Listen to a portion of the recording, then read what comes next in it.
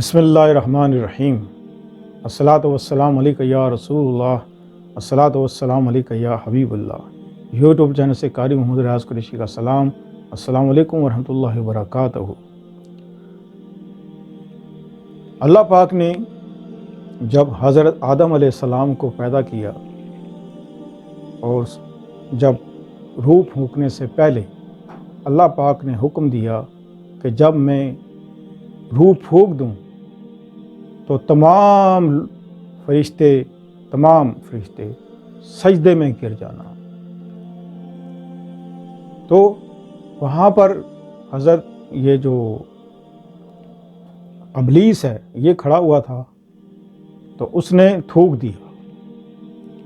جب تھوکا تو اللہ پاک نے انسان حضرت آدم علیہ السلام کے وجود سے جو ناف ہے یہاں سے مٹی اٹھائی اور پھینک دی، اور حضرت جبرائیل علیہ السلام کو حکم دیا کہ اس کو کتا بنا دے، تو وہ کتا بن گیا۔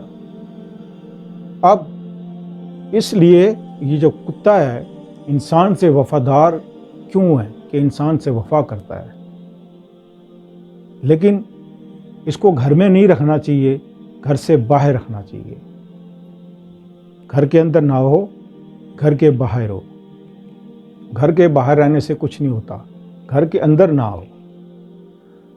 کتا ایک وفادار جانور ہے، اس میں اللہ تعالیٰ کے کیونکہ انسان کی مٹی لگی ہے اس لیے انسان سے محبت رکھتا ہے۔ حضرت جبرائیل علیہ السلام کے ہاتھ لگے ہیں اس لیے یہ وفادار ہے، اور کیونکہ ابلیس کے تھوک سے بنا ہے اس لیے یہ ناپاک ہے۔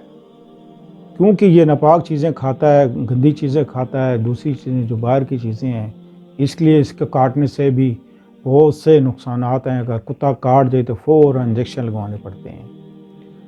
باہر کتا رکھنے سے یہ فائدے ہیں کہ یہ فوراً یہ کیونکہ رات کو ایسے سوتا ہے کہ جیسے جھاگ رہا ہو۔ کاش انسان کتے کی طرح سو جائے۔ لوگ کہتے ہیں نا کہ اذان ہو رہی جی ساڑی آنکھ نہیں کھلی، تو سویرے دی نماز فجر دی نماز گزر گئی، ساڑی آنکھ ہی نہیں کھلی۔ تو انسان کاش اس کتے کی طرح سو جائے۔ کتا کئی فاصلے پر ہوگا، اگر ہم اس جگہ پہ جا رہے ہوں گے تو کتا فوراً اٹھ جائے گا اور کھڑا ہو جائے گا کہ کون آ رہا ہے، حالانکہ وہ سویا ہوا تھا۔ اور اپنے مالک کا بہت خیال رکھتا ہے، اپنے گھر کی حفاظت کرتا ہے، اپنی مالکوں کی حفاظت کرتا ہے۔ دوسرا یہ یہاں پر ایک اور چیز میں ڈال دیتا ہوں کہ کتا اگر سانپ کھا لے تو وہ ہلکا ہو جاتا ہے، وہ پھر اپنے مالک کو بھی کاٹنا شروع کر دیتا ہے، بچوں کو بھی کاٹنا شروع کرتا ہے، دائیں بائیں سب کو کاٹنا شروع کرتا ہے۔ اگر وہ علاج کے قابل ہے تو اس کا علاج کرائیں، علاج کے قابل نہیں ہے تو اس کو گولی مار دیں۔ یہی حال آئس پینے والوں کا ہے۔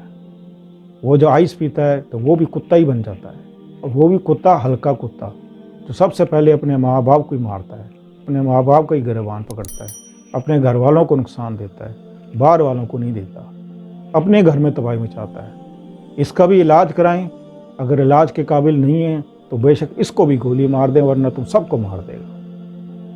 تو لہٰذا کتا آپ باہر رکھ سکتے ہیں۔ بہت سے لوگوں نے پوچھا ہے ہم سے کہ کتا رکھنا جائز ہے یا ناجائز ہے۔ میں یہاں ناجائز کہتا ہوں، ناجائز کہتا ہوں۔ میں نے ایک شارٹ سی ویڈیو آپ کو ڈالی ہے، آپ چاہیں کتا رکھیں یا نہ رکھیں، یہ آپ کی مرضی ہے۔ آپ رکھیں تو آپ کا فائدہ ہے، نہ رکھیں تو اللہ حفاظت کرنے والا ہے، لیکن اس کے لیے ہمیں وہ اعمال کرنے چاہیے کہ اللہ ہماری حفاظت کرے۔ ہم لوگ ڈرامے فلمیں دیکھتے ہوئے یا گانے سنتے ہوئے سو جاتے ہیں تو اللہ نے ہماری کیا حفاظت کرنی ہے؟ پھر اللہ کہتا ہے تیری حفاظت اب شیطان ہی کرے گا، کیونکہ ہم نماز پڑھ کے سوئیں، عشاء کی نماز پڑھ کے سوئیں، یا اللہ کا کلام پڑھ کے سوئیں، قرآن پڑھ کے سوئیں، اللہ کا ذکر کرتے ہوئے سوئیں، تو اللہ کی حفاظت میں ہم رہیں گے، تو اللہ کی حفاظت میں رہیں گے۔